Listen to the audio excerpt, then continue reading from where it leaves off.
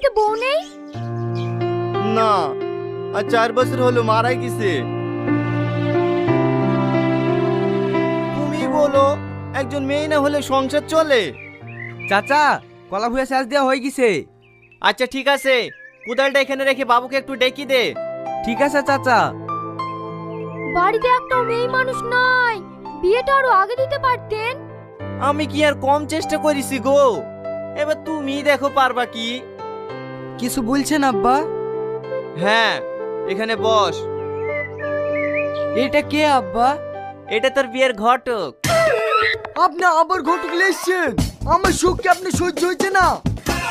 এই থামো থামো, একটু বসো। কি বলবা বলো। আচ্ছা, তুমি বিয়ে করতে চাইছো না কেন?